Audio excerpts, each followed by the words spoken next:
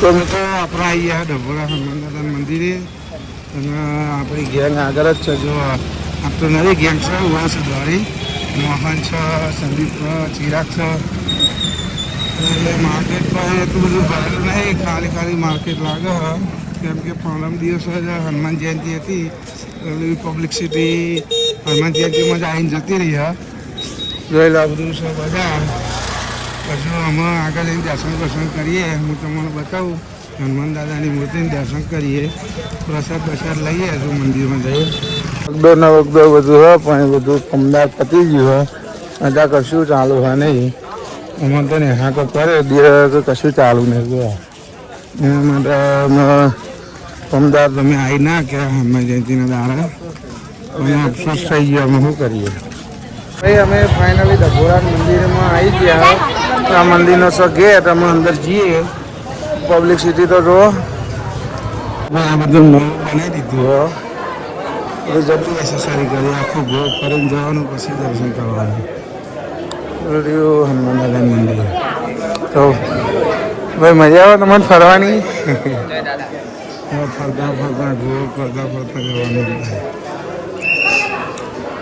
જો તમે હનુમાન જયંતિના દાડે આવ્યા હોય તો કમેન્ટમાં લખી દેજો જય શ્રી રામ. ફાઇનલી આપણે ફરીને આવી ગયા અને તમે પણ દર્શન કરી લો હનુમાન દાદાના. કહ્યું ગયા પણ સિક્યુરિટી વિડીયો બનાવી દેતા નથી મૂર્તિના. અમારે તો ફોન ઝૂંટાઈ લીધો હતો પણ માંડ પાછો લીધો છે. જો બધું નવું રેનોવેશન કર્યું મંદિરનું અને ત્યાં સામે સુખડીનો પ્રસાદ મળે. હનુમાન જયંતિ ઉપર ફૂલ સજાવટ કરેલી છે. જો મંદિરને કેવું હજારી છે. હનુમાન જયંતિ પર બહુ મોટો પ્રસંગ હતો. લગભગ 151 કિલોની કેક લાવેલા હતા.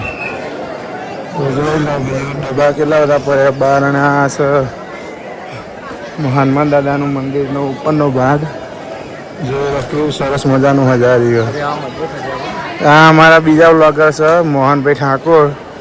એમની આઈડીનું નામ છે ગુજરાતી વ્લોગર. તમે બધા સબસ્ક્રાઈબ કરજો, લાઈક કરજો અને શેર કરજો. અને અમારા વિડીયોને પણ જોતા રહેજો, લાઈક કરજો અને શેર કરજો. જય શ્રી રામ. ફોટાનો વિડીયો પાડતા ભાઈ અમને તો તારા લાગી ગઈ હોય. ત્યાં આવી ગયા પછી પાણી પીવા બરાબર પી લે જા. એ આપણો દર્શન કરીને અમે બહાર નીકળવાની તૈયારી કરી ગયા. અમે થોડું માર્કેટમાં ફરીએ, રમકડો બમકડો લઈએ. 10 રૂપિયા છે આગળ ટોલ ટેક્સ ભરવો પડશે.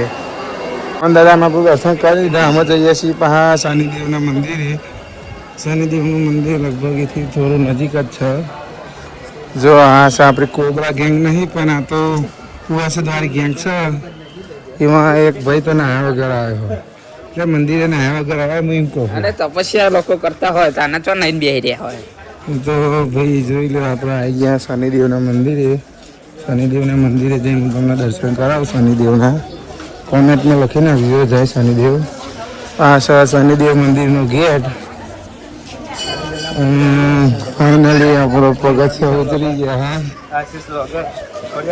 શનિદેવનું મંદિર જોવા માટે પહેલી વાર આવું હું શનિદેવના દર્શન કરવા. તો કોઈ મહત્વનું મંદિર છે અને સામે રહ્યું શનિદેવનું મંદિર. મસ્ત આસનિયા પથર્યા. કોઈ પબ્લિક બધી બળી ના જાય તો આપણી કેમ કે ગરમી એટલી પડે બધું નીચે ગરમ હોય પબ્લિસિટી બળી જાય. જય શનિદેવ. આપણે આવી ગયા શનિદેવના મંદિરે. તમે દર્શન કરી લો. મેં તમને લખી નાખજો જય શનિદેવ. બાજુ છે બધું પાર્કિંગ એરિયા. ફૂલ છે પાર્કિંગ એરિયા. તો અને મારા બીજા વ્લોગર તો જો આ શું કહેતા છે લેણામાં જવું નહીં ગયા બાજુ. હા ના ચાલશે. સારું કહ્યું શનિદેવ ભગવાન. એટલે હા ભાઈ તો અમે આપણા ઘરે નીકળવાની તૈયારી કરીએ. શાની મંદિર ત્યારે કરતા આવીએ. તો ભાઈ આપણે બીજા મંદિરે આવી ગયા. મહાદેવનું મંદિર હોય. જય ભોલેનાથ.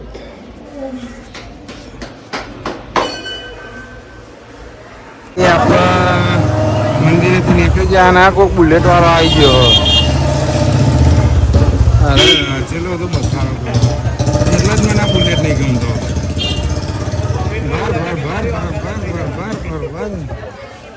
બહુ સબ આખા બજારમાં બૂમ પડાવી દીધી. શનિદેવના દર્શન કરી નીકળી ગયા ઘેર જવા માટે. બજારમાં તો માણસો નહીં દેખાતા એટલે સાધન વાળા નીકળી ગયા. અમુકમાં બુલેટ વાળા આવે ને અમુક રિક્ષા વાળા આવે. તમારે શાકપુરી ખાવાની ઈચ્છા ખાલી? હા, મોહન તો રૂમાલ લઈને આવો પેલા દાહોદ ગોધરા જેવું કરાય. હા, એક વધારીએ તો શું નહીં. તમારું પકોડા ચોકન હોય ભાઈ. ગાડી સાપવાના ગાભા જોઈ ગયો ભાઈ. પૈસા નહીં હું કશું લઈ ભાઈ. જોવાના ગેંગ તો હસી મજાક વાળી છો. તારા હા મેં મંદિર સામે જ છે. પાર્કિંગ કરી દેવાય.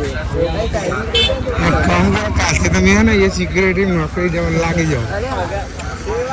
મોકો મળશે એટલે જઈ જાય. તમે સિક્યુરિટી નોકરી આવી જાઓ. ભાઈ મોહન તારો કોઈ લેવું નહીં બકા. આ વેટી લઈને તો અમીર બની જાય. મોહન તું વેટી લઈને તો અમીર બની જાય.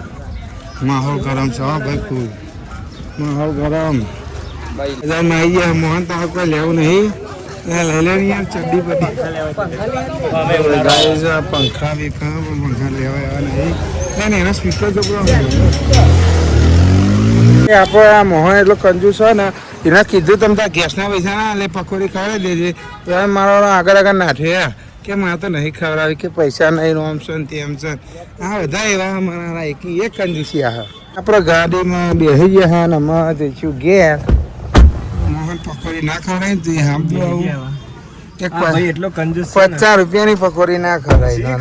50 રૂપિયા ના કરતા ને ના ભાઈ તો મોટું જ નહીં બધા. ગાડી આપણે ચાલુ કરી દીધી. હા, અમે ગયા તરફ અને જો 50 રૂપિયાની પકોડી ના ખવડાવી. હું એવું તો ગાડી લઈને નીકળો 50 રૂપિયા નથી તમારી જોડી. અમારા જોડે તો પૈસા સર પણ તમે કોઈ ખવડાવી હોય કેટલું સારું હતું. લે અરે ભાઈ કશો વાંધો નહીં. ખવડાવી ના ખવડાવી એમની મરજીની વાત છે. આગળ જઈને ચેક કરીએ. પણ આપણે તો ભાઈ કીધું કે હું તમારે ડભોલા લઈ જાય એટલે લઈને આવ્યો હોય એમને.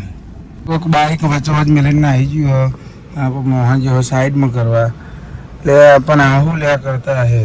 વચ્ચોવચ રોડ ઉપર બાઈક મેળવીને જતું રહેવાતું એ વાત કરો. એટલા માટે જ આપણો એ ભારત દેશ આગળ નહીં આવતો. આવાના લીધે એના લોકોને લીધે બાઈક વચ્ચોવચ મેળવીને જતા રહે. આમાં નીકળવું હોય તો શું કરવાનું? તો મારા જોડે થાર નથી. થાર ઘેર પડી છે ને તો ઉડાડી દઉં બાઈક ને બાઈક. હા, આપણે તો ગોઠે ભાવ મને ગોઠિયા જ નહીં. ભાઈ તમે વાતો તો પકોડીની વાત ભૂલી જ દીધી. પણ ખવડાવશો કે નહીં ખવડાવ એમ કહું. હાલે એક્ટિવા જો આગળ આડા શું હોય એક્ટિવા? પ્રખ્યાત પકોડા વાળો ગાત થઈ એ તો પકોડા તો નહીં ખાવા દે, હાલત ખરાબ કરી નાખે. ચલો ફાઇનલી ભાઈ પકોડીની લારી આવી ગઈ છે. અને આપણો ઠાકોર જ છે પકોડી વાળો. ભાઈ પકોડીના દાતાશ્રી કોણ છે? ઉતરો 50 ની ખવડાવી દે, બહુ નહીં ખાવી. ચલો ખાવા આવી ગયા અમારા દાદાશ્રી યાર સંદીપભાઈ ઠાકોર. કાકા એક નંબર પકોડી બનાવજો હો.